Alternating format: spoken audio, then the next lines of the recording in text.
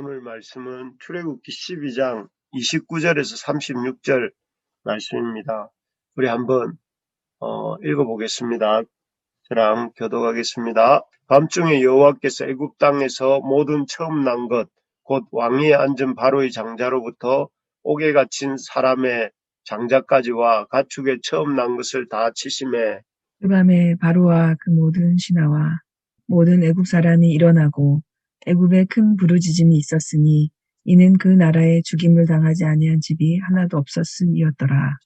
밤에 바로가 모세와 아론을 불러서 이르되 너희와 이스라엘 자손은 일어나 내 백성 가운데에서 떠나 너희의 말대로 가서 여호와를 섬기며 너희가 말한 대로 너희 양과 너희 소도 몰아가고 나를 위하여 축복하라 하며 애굽 사람들은 말하기를 우리가 다 죽은 자가 되도다 하고 그 백성을 재촉하여 그 땅에서 속히 내보내려 하므로 그 백성이 발교되지 못한 반죽 담은 그릇을 옷에 싸서 어깨에 매니라. 이스라엘 자손이 모세의 말대로 하여 애굽 사람에게 은금 패물과 의복을 구하매 여호와께서 애굽 사람들에게 이스라엘 백성에게 은혜를 입히게 하사 그들이 구하는 대로 주게 하심으로 그들이 애굽 사람의 물품을 취하였더라. 아멘. 아멘. 10번째 장자 재앙이 무서운 이유에 대해서 우리 오늘 말씀을 잠깐 묵상하도록 하겠습니다. 오늘은 드디어 바로와 애굽 백성들에게 임한 10번째 장자 재앙입니다. 이 10번째 장자 재앙 후에 바로와 그 백성은 이스라엘 백성을 조건 없이 즉각 거의 내쫓듯이 이렇게 놓아줍니다. 우리 31절에서 33절을 한 번 더 읽어보겠습니다. 31절에서 33절입니다. 시작.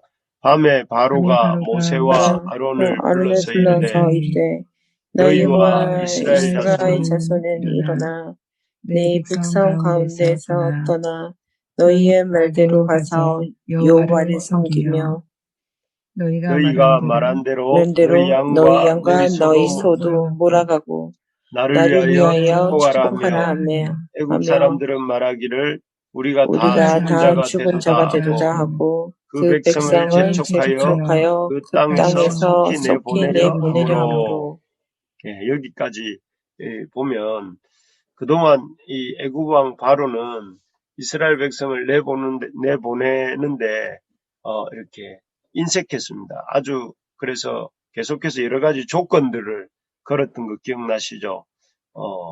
예를 들면 광야로는 가지 말고 이 땅에서 제사를 드리라 8장에 보면 그렇게 처음에는 말을 하고 그 다음에는 광야를 가더라도 멀리 가지는 말라 이렇게 말을 합니다.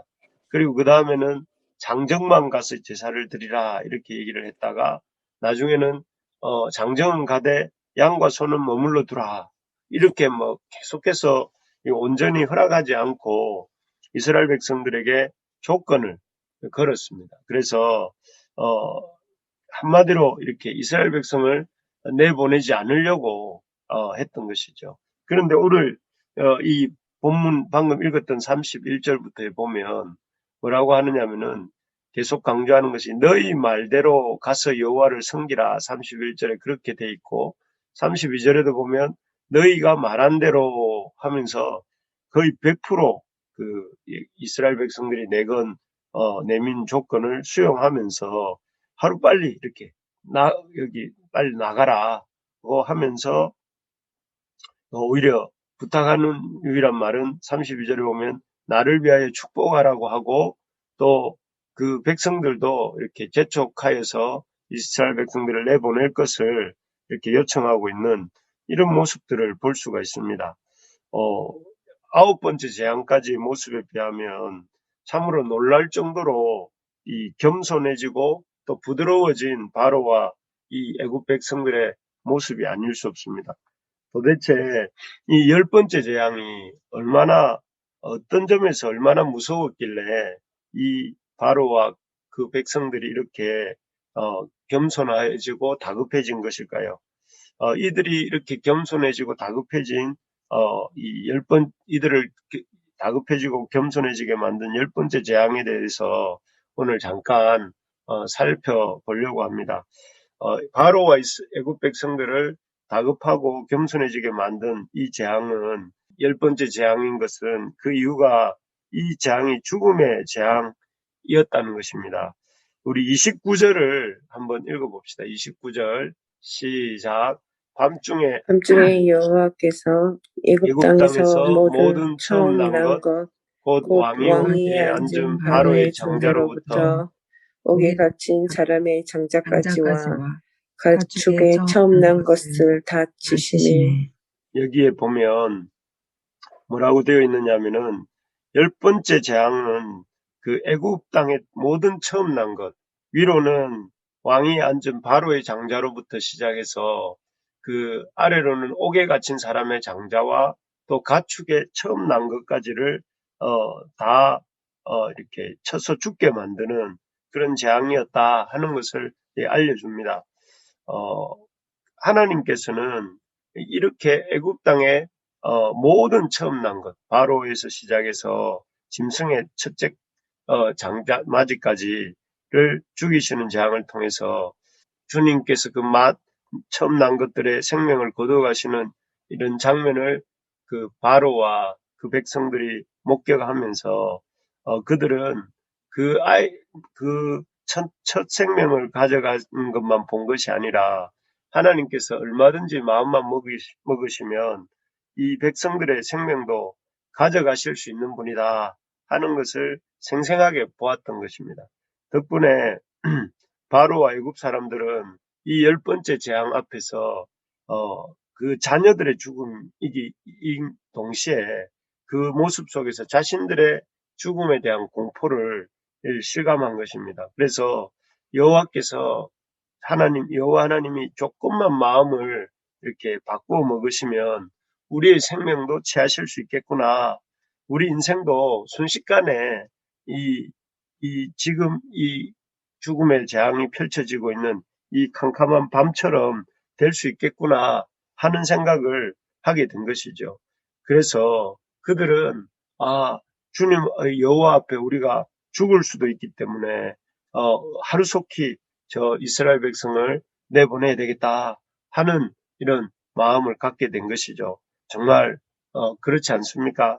우리가 우리의 생명이 주인인 것 같습니다. 그리고 우리가 우리 입으로 말을 하고 우리 발로 걸어가고 우리 손으로 또 하고 싶은 일들을 하니까 우리가 우리 생명의 주인인 것처럼 착각할 때가 많습니다. 하지만 우리 인생에 우리 생명의 주인은 우리가 아니라 우리 하나님이신 줄 믿습니다. 하나님이 마음만 먹으시면 그 바로의 처음 난 것뿐만 아니라 저 옥에 갇힌 사람의 처음 난 것, 또 저 이렇게 짐승들의 처음 난 것도 다 취하실 수 있고 더 나아가서 우리의 생명도 취하실 수 있는 분이 우리 하나님이시라는 사실을 우리가 기억할 수 있기를 바랍니다. 그래서 오늘이라도 주님이 우리를 부르시면 우리는 한 줌 흙으로 남고 우리는 주님 앞에 갈 수밖에 없다 하는 사실입니다. 그렇기 때문에 이 사실을 애굽 사람들이 깨달았던 것처럼 깨달았기 때문에 이스라엘 백성을 내보내었고 또 오늘 우리에게도 너희 생명의 주인은 너희가 아니라 나다. 그래서 오늘이라도 나는 너희를 부를 수 있는 분이다, 존재다 하는 것을 이렇게 우리에게 알려주시는 것입니다. 우리가 이 생명의 주인 되신 여호와 하나님 앞에서 우리도 겸손하게 행할 수 있기를 바랍니다. 우리가 이렇게 막 우리의 눈으로 보고 우리의 입으로 말을 하고 우리의 손으로 움직인다 할지라도 이것도 주님 허락하시지 않으면 주님 거둬가시면 우리는 이런 능력을 다 상실할 수밖에 없는 존재들이라는 사실을 알고 겸손할 수 있기를 소망합니다. 아멘. 두 번째로 이 애굽 백성들이 여호와 앞에 겸손할 수밖에 없었던 다급하게 이스라엘 백성을 내놓을 수밖에 없었던 이유는 이 죽음의 재앙이 모두에게 애굽 사람 모두에게 모든 사람 죽음의 생명의 권세가 주님께 있다는 것을 알았다는 것이 첫 번째 이유였다면 이 죽음의 재앙이 모든 사람에게 해당된다 하는 사실을 알았기 때문입니다. 우리 29절 다시 한번 읽어볼까요? 29절 시작. 밤중에 밤중에 여호와께서 여호와께서 애굽 땅에서 모든 모든 처음 처음 난 난 것 것 곧 왕위에 왕위에 앉은 바로의 장자로부터 장자로부터 옥에 갇힌 사람의 장자까지와 장자까지와 가축의 처음 난 것을 다 치심에 예, 여기에 보면 우리 앞에서도 한번 읽었지만 이 장자의 생명을 거두어 가시는 여호와의 재앙이 바로에서부터 옥에 갇힌 사람까지 심지어 가축의 처음 난 것까지 예외 없이 하나도 빠지지 않고 모든 생명에게 적용되는 것을 봅니다. 사실 인간의 심리 속에는 어떤 마음이 있느냐 하면은 모든 사람이 죽는다 해도 나는 아니겠지. 나는 아닐 거야. 또 모든 사람이 다 심판을 받는다 해도 나는 아니야. 나는 아닐 거야 하면서 자신만은 예외로 놓고 생각하려는 마음이 있습니다. 그래서 아무리 우리가 이렇게 복음을 전하면서 죄의 삭은 사망이요. 사망 이후에는 하나님이 심판이 정해졌다. 이렇게 전해도 사람들 그 말을 자기에게 해당되는 말이라고는 생각하지 않지요. 그래서 나는 안 죽어 라고 이렇게 어떤 선교사님이 몇 살, 5살 때까지 그런 말씀만 하셨다는 것처럼 사람들은 나는 죽음하고 관련이 없고 나는 이 하나님 심판하고 관계없다. 이렇게 생각하는 마음이 저에게도 있고 여러분에게도 있고 우리 모든 사람에게 있습니다. 그리고 애굽 사람에게도 있었겠죠. 그런데 이 애굽 사람 눈앞에서 하나님께서는 장자 재앙을 통해 예고하신 대로 애굽 땅의 모든 처음 난 것, 바로에서 시작해서 짐승의 장자에 이르기까지 모든 처음 난 것들의 이 목숨을 잃는 것을 이렇게 그 눈으로 보게, 실제로 목격하게 하셨습니다.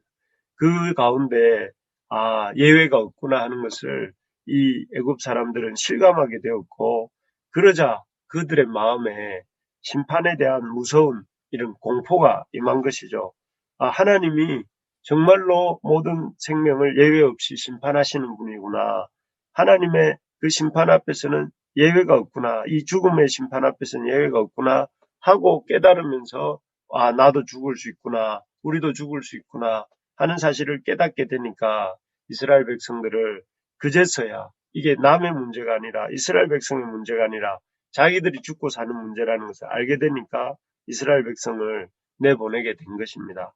우리 사랑하는 우리 부르심의 가족, 우리 형제 자매 여러분, 우리가 꼭 기억해야 될 것이 하나님의 심판에서는 예외가 없습니다. 모든 사람이 한 명도 예외가 없습니다.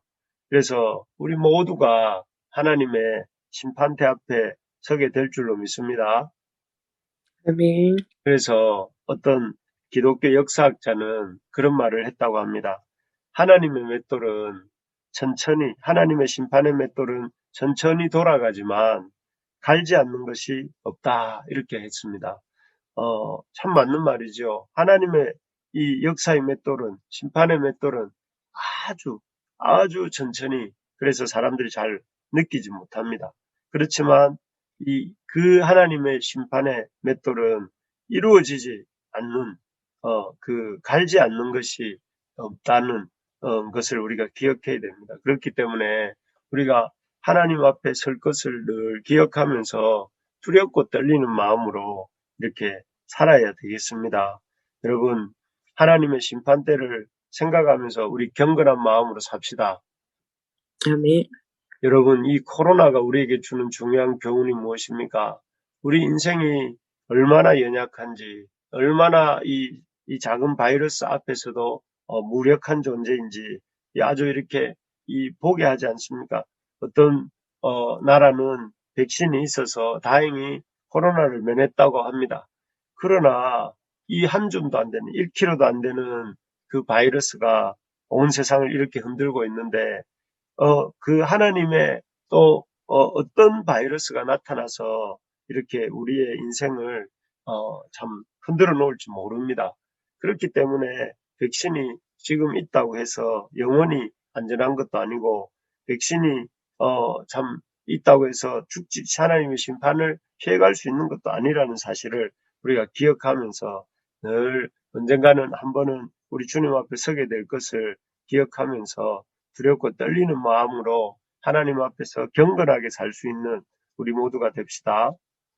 아멘. 끝으로 이렇게 하나님께서 이 죽음의 이 재앙을 통해서 이 애굽 사람들이 또 바로가 이스라엘 백성을 신속하게 내보낼 수밖에 없었던 그 이유가 모든 사람이 하나님이 생명의 죽음의 재앙, 죽음이 나에게도 해당된다는 사실을 알았기 때문이라면 이 끝으로 이 재앙을 통해서 애굽 백성들이 이스라엘 사람들을 신속하게 내보낼 수밖에 없었던 이유가 이스라엘의 고난을 정당하게 보상하기 위한 하나님의 간섭하심의 결과였다 하는 것입니다. 우리 35절 또 36절 같이 한번 읽어보겠습니다. 이스라엘 자손이 모세의 말대로 하여 애굽 사람에게 은금 패물과 의복을 구하매 여호와께서 애굽 사람들에게 이스라엘 백성에게 은혜를 입히게 하사 그들이 구하는 대로 주게 하심으로 그들이 애굽 사람들의 물품을 취하였더라. 이 애굽 사람들에게 이런 죽음의 공포, 나도 예외 없이 심판받겠구나 하는 이런 공포를 주시는 이유는 애굽 사람들도 이런 애굽 사람에 대한 하나님의 심판인 동시에 이스라엘의 그동안의 참 고난에 대한 정당한 보상을 이렇게 그들이 하게 하기 위한 하나님의 이런 심판이었다 하는 것이었습니다. 그 하나님의 심판으로 인한 죽음에 대한 공포, 심판에 대한 공포가 심해지자 애굽 사람들은 어찌하든지 유일한 관심 하나가 어찌하든지 이스라엘 사람들을 빨리 내보내려고 하는 것이 되었습니다. 그래서 이스라엘 백성들이 요구하는 대로 다 내어줍니다. 심지어 이스라엘 백성들이 여기 보니까 은금패물과 또 그 은금패물과 각종 어떤 의복을 다 구할 때에 그들이 아낌없이 다 내어줍니다. 왜냐하면 빨리 이 사람들 내보내고 어떻게든 살아보고자 하는 그런 절박함이 있었기 때문이죠. 그래서 결국 이스라엘 백성은 이를 통해서 그동안 400년 동안 부당하게 애굽에서 바로와 애굽 사람들 밑에서 종살이를 하면서 받지 못했던 모든 그 품삯을 일시에 보상받게 되는 것입니다. 그리고 동시에 이 앞으로 펼쳐질 출애굽 이후 광야 생활에서 필요한 모든 경비를 마련할 수 있게 됩니다. 그래서 비록 장자재앙은 하나님의 대적들에게는 바로와 애굽 백성들에게는 말할 수 없는 고통이었지만 하나님의 백성에게는 말할 수 없는 은혜의 자리가 되게 하시는 것이죠. 참 하나님은 이렇게 우리에게 어떤 어떤 이들에게는 심판인 자리를 우리 믿는 사람들에게는 이 구원과 은혜를 이렇게 베푸시는 또 이 억울함을 신원해 주시는 그런 자리가 되게 하시는 줄 믿습니다. 여러분, 믿는 사람에게는 이 장차 임할 종말과 그 하나님의 심판이 두려움이 아니라 기대와 소망을 갖게 하는 자리인 줄 여러분 믿으시기 바랍니다. 우리가 마지막 날에 주님 앞에 서게 될 때에 우리 자신의 잘남 때문이 아니라 우리 주님으로 인한 우리 주님의 대속의 십자가와 부활로 인하여서 우리가 하나님의 영광에 들어가는 자리가 될 것이고 나아가서 하나님께서 우리의 모든 억울함을 신원해 주시고 또 갚아주시는 그런 자리가 될 줄로 믿습니다. 아멘. 여러분, 이 땅 살아가면서 우리가 믿는 사람이기 때문에 억울하고 답답하고 힘들 때 많으시죠. 또 우리가 이 하나님 나라의 백성으로 한번 살아보려고 하는데 참 뜻대로 안 되는 일들이 우리 주변에 너무 많습니다. 그리고 그런 것 때문에 속상하고 답답할 때도 많습니다. 그렇지만 하나님께서 이 주님 다시 오실 날에 또 그래서 하나님 나라가 새롭게 시작될 그날에 이 불의에 대한 심판과 아울러서 우리의 모든 억울함을 이렇게 갚아주실 그날이 될 줄로 믿습니다. 그래서 여러분 우리가 마지막 때를 생각해 보면 참 두려움이기도 하지만 동시에 그 두려움을 넘어서는 우리 주님 때문에 주님으로 인한 이런 소망이 생기는 것을 느끼게 됩니다. 우리 사랑하는 부르심의 가족 여러분, 소망을 갖고 우리 살아갑시다. 믿음 안에서 참으로 우리를 이렇게 신원해 주실, 또 우리의 모든 억울함을 갚아주시고 우리의 모든 수고의 상급으로 이렇게 역사해 주실 그 주님을 기대함으로 이번 한 주간도 또 이번 한 달도 무엇보다 여러분 기뻐하면서 두려워하지만 기뻐하는 마음으로 살아가는 우리 이 5월 한 달이 될 수 있기를 주님의 이름으로 축복합니다.